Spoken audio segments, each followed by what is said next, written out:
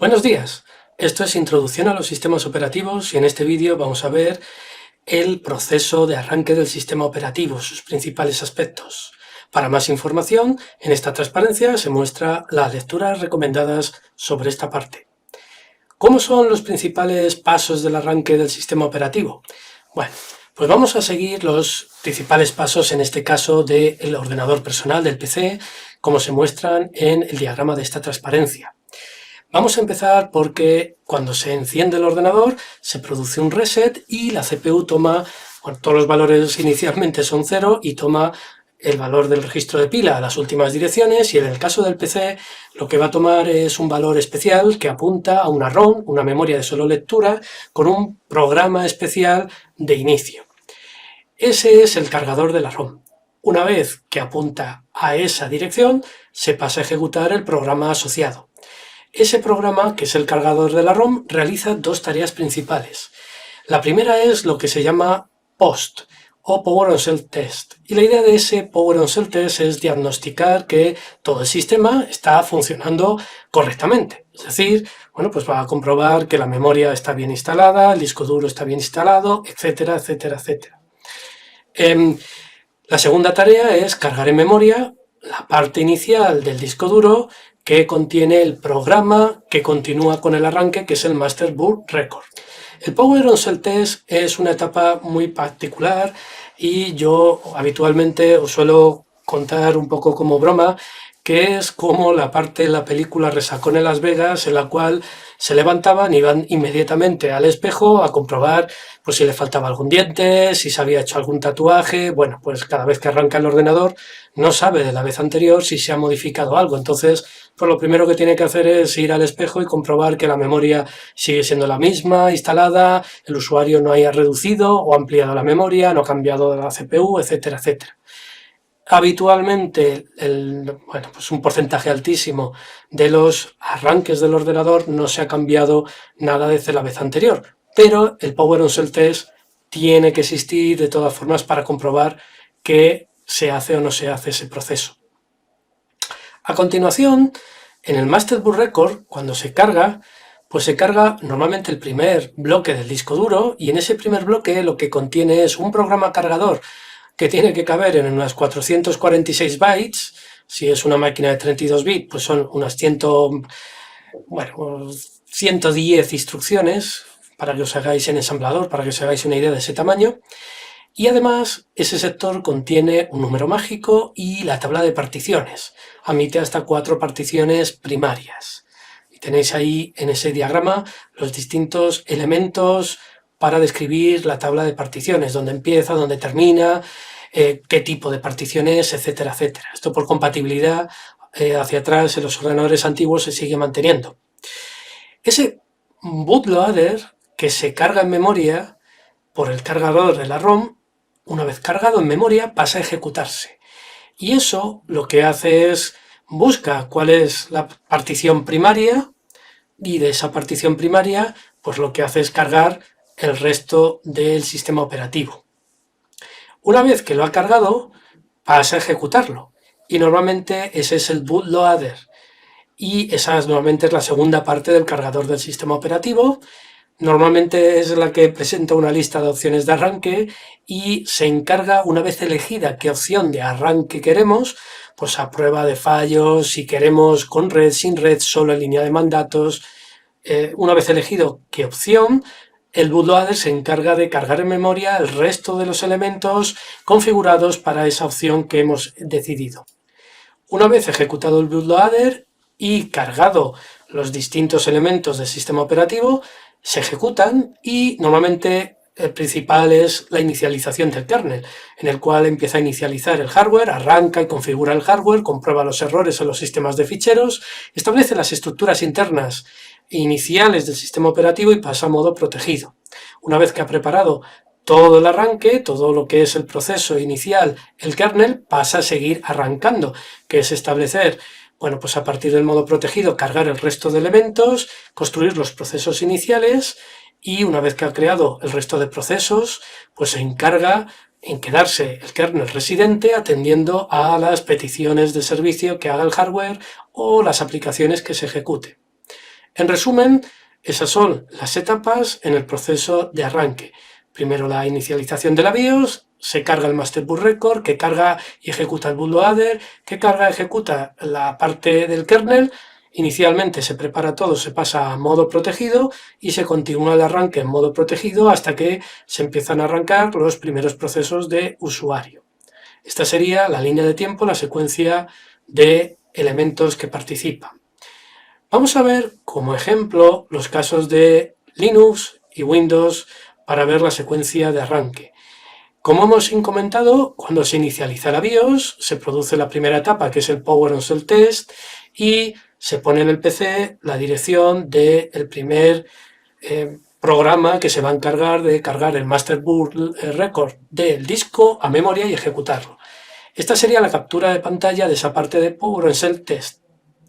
A continuación, se ejecutaría el Master Boot Record. Habitualmente, como es, si recordáis, 100 instrucciones en ensamblador muy pequeño, esas 100 instrucciones normalmente se encargan de cargar lo básico del bootloader y ejecutar a partir del bootloader un menú para mostrar qué opciones queremos. Aquí en estas capturas tenemos en el caso del hilo de group las distintas opciones en modo texto, en modo gráfico, un modo texto courses, que es un poco más gráfico, para poder elegir qué opciones queremos de arranque.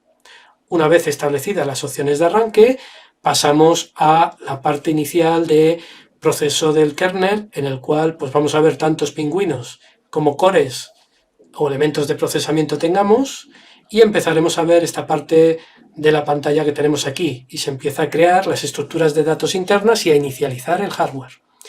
Una vez que esa parte está realizada, pasa a continuar pasando a modo protegido.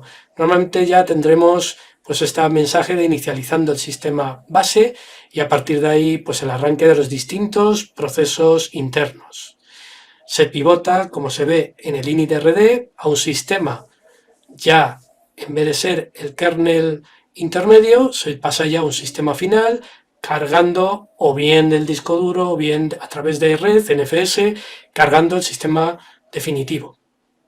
Vemos en la parte última del arranque los distintos servicios, cómo se van ejecutando y habitualmente, bueno, pues con colores verdes o azules es que todo va bien y rojo es que hay algún posible problema, que algunas veces pues viene bien ver el arranque en modo texto, aunque sea un poco aburrido, pero bueno, se puede detectar también los errores más fácilmente.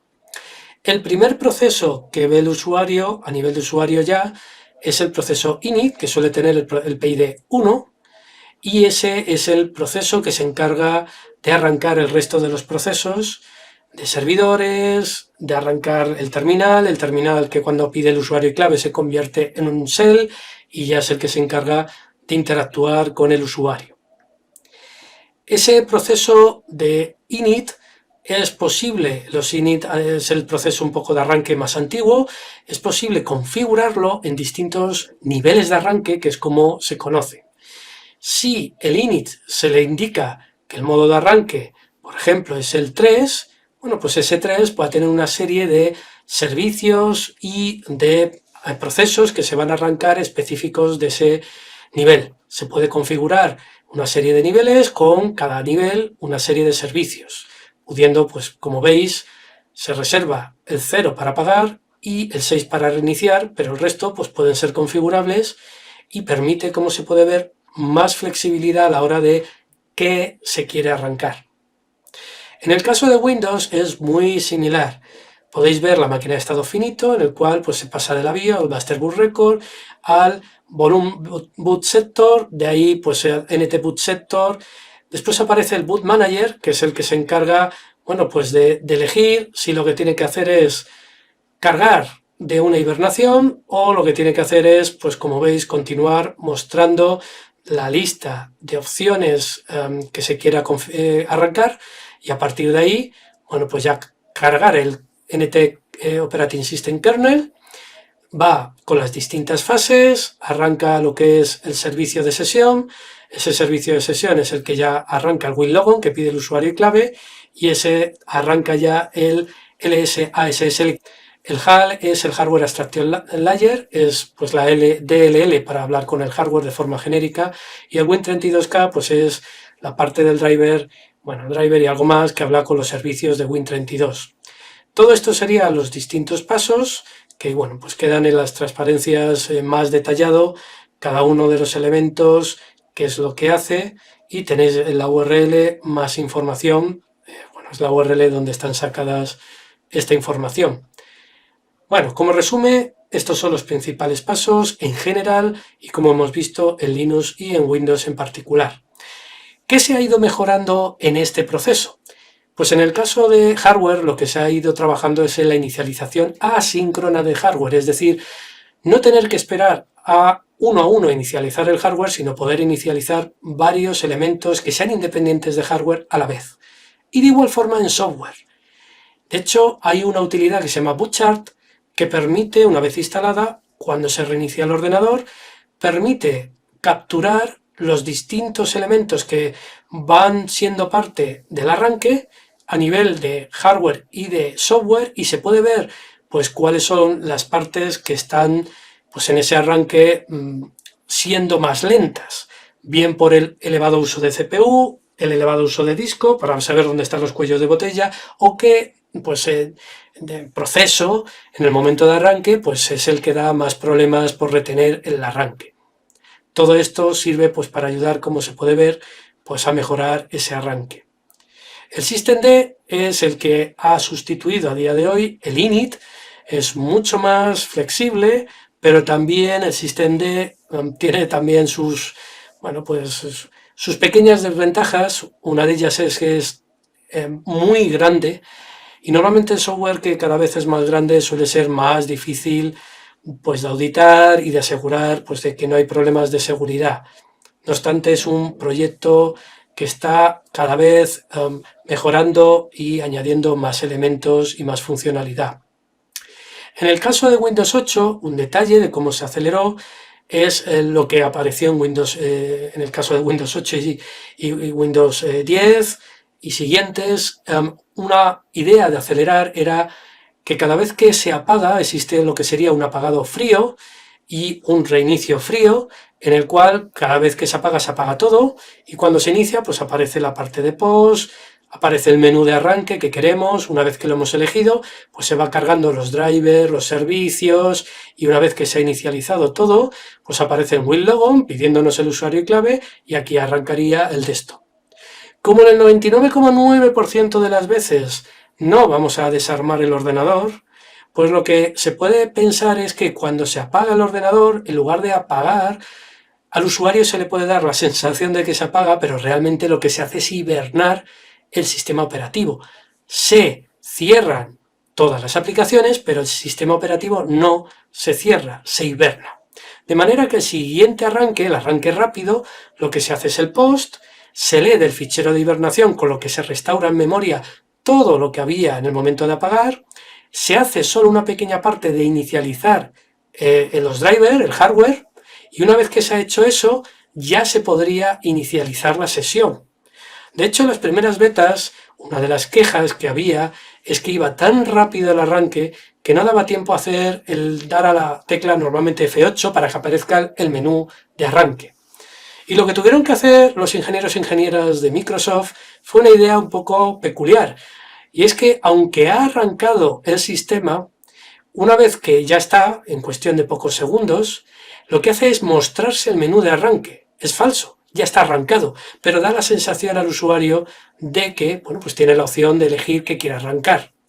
Si elegís, como habitualmente, el sistema que por detrás ya está arrancado, pues veréis que en poco tiempo, ¡pum!, aparece la sesión de usuario, bueno, pidiendo el WinLogon para pedir usuario y clave. Si pedís otra opción de arranque es cuando notaréis que se vuelve a reiniciar el ordenador, esta vez ya tomando en cuenta vuestra decisión de arranque. Bueno, pues esta opción, que sepáis un poco cómo está detrás y la idea, porque cada vez va habiendo más sistemas que además del ordenador personal, como pueden ser tabletas, laptops, etcétera, funcionan con batería, no se suelen abrir, suelen ser cada vez pues atornillados y no es posible cambiar piezas, viene todo soldado, por tanto, pues este arranque pues permite comportarse más según dar al botón y encender rápidamente. No obstante, dicho todo, Si tenéis un arranque rápido y queréis tener un arranque dual, tenéis que tener cuidado, porque si está hibernado, las tablas de particiones y los sistemas de ficheros están en memoria en la imagen. Por tanto, si hibernáis, arrancáis el Linux y queréis cambiar algo de alguna actualización del kernel o algo del arranque, es posible que cuando volváis a arrancar con arranque rápido en Windows, se pierdan esos datos. Entonces, si queréis arranque dual, os tocará configurar un arranque en frío y deshabilitar el arranque rápido. A título de curiosidad, si queréis evitar problemas. Otro título de curiosidad es que el Masterboard Record, que era el sistema más anciano de tabla de particiones, permitía pues 4 particiones máximo. Podíais utilizar 3 primarias y una extendida, donde podíais tener varias unidades lógicas, pero en general eran 4 particiones primarias máxima. Pues tenía la posibilidad de tener hasta 2 teras por partición. Si tenéis un disco duro más grande, con MBR no podéis usarlo en una única partición. Tenía la BIOS y, bueno, pues tenía sus limitaciones.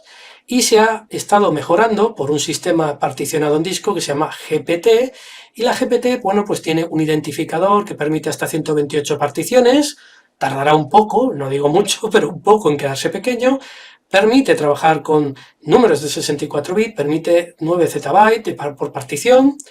En vez de la BIOS utiliza un nuevo sistema que es el UEFI, el UEFI, como se diría en inglés, cerca de Unify, ¿no?, para el arranque. Y bueno, pues tenéis incluso CRC, más seguridad.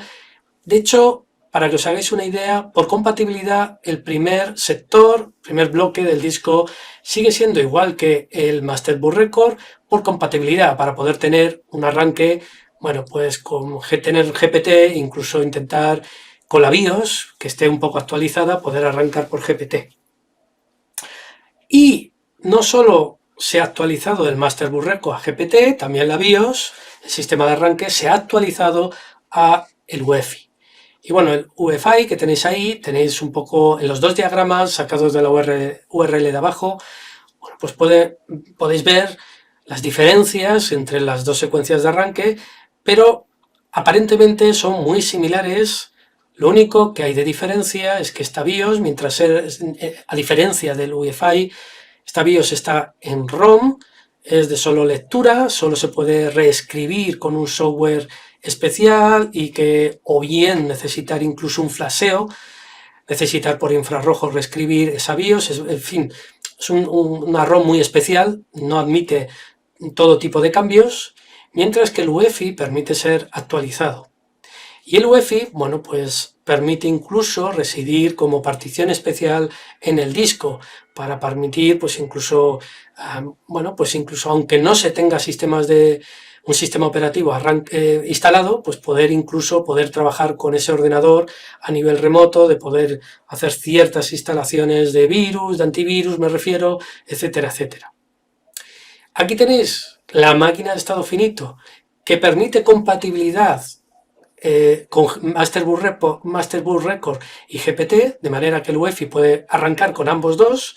Como veis, en la máquina es un poco de estado finito, es un poco compleja para poder funcionar, pero bueno, para que os hagáis una idea de la cantidad de pasos que hay hoy en día, y que la idea detrás de ese UEFI, entre otras cosas, es que los elementos que están en el arranque puedan tener firma digital, de manera que se pueda asegurar que ni un virus ni ningún otro elemento ha podido modificar el arranque sin, bueno, pues tener esa firma digital que pueda comprobar que de verdad es el sistema de arranque verdadero. Ofrece mucha más seguridad en el arranque. Eso sí, a la hora de utilizar GPT más UEFI, que sería lo ideal, es decir, tener la nueva tabla de particiones y el nuevo sistema de arranque, pues veréis que cuando veis la tabla de particiones, pues aparecen un montón de particiones raras, ¿no? Pues un /boot/UEFI, que es por compatibilidad FAT32, a lo mejor tenéis aquí una de recovery, algo desconocido de un poquito tamaño, parte del sistema operativo, otra parte bueno, pues es restaurar. Bueno, pues tenéis el UEFI, restaurar, lo que sería el sistema inicial, distintos Bueno, tenéis muchas particiones que se crean con el sistema UEFI con GPT, pero es normal. Lo que os quiero trasladar es que es normal, no las borréis. Algunas de ellas son indispensables en el proceso de arranque, ¿de acuerdo? A la hora de apagar, bueno, pues ya hemos visto esa optimización de hacer hibernación, ya hemos visto el clásico apagado completo, que es importante no dar al botón para apagar ni tirar del cable, sino pedir al sistema operativo un apagado, porque hay datos que es necesario guardar en disco y hay que, bueno, pues de forma ordenada que se escriba todo lo que quede por escribir. Y lo único que nos quedaría, cada vez más, insisto, los sistemas que funcionan con baterías, es hacer un stand-by, que sería pues apagar todo el hardware posible, más bien dejarlo en modos de ahorro de energía con el mínimo gasto de energía y dejar todos los elementos cargados en memoria también con el mínimo consumo de energía, para que cuando se dé al botón pues rápidamente se pueda recuperar. Si la batería ya está baja, normalmente lo que se suele hacer es pasar a una hibernación de forma automática. A la hora de instalar el sistema operativo, como veis, pues tiene bastantes opciones. Entonces, bueno, pues a partir del medio de instalación, normalmente o bien hay un sistema genérico o bien hay diferentes configuraciones, perfiles, y en el proceso de instalación, pues a partir de lo que se detecta del sistema operativo y a partir de los datos que se piden al usuario, usuaria, pues a partir de esos dos se selecciona de esa imagen que tenemos en el medio de instalación, bueno, pues los elementos que finalmente se van a instalar y cómo se van a configurar en el disco secundario. Alternativas, bueno, pues alternativas a este proceso es, además de esta instalación, hay veces que lo que se puede hacer es compilar todos los elementos, e incluso hay alguna distribución de Linux, pues que su leitmotiv es que se compila absolutamente todo en tiempo de instalación. Eso sí, son días y días de instalación, pero tenéis todo hecho a medida para vuestro ordenador. También otra opción es crear tablas, más bien es pues este CD, esta imagen que tenéis con los distintos perfiles, guardarlos en vuestro disco duro y en el momento de arranque pues tener unas tablas para elegir qué perfil queréis. Esto está muy pensado si tenéis un hardware muy cambiante que se pueda arrancar en distintos modos automáticamente, ¿de acuerdo? No es común, esto no es común en PCs, desde luego. Y con esto terminamos los principales aspectos del arranque del sistema operativo.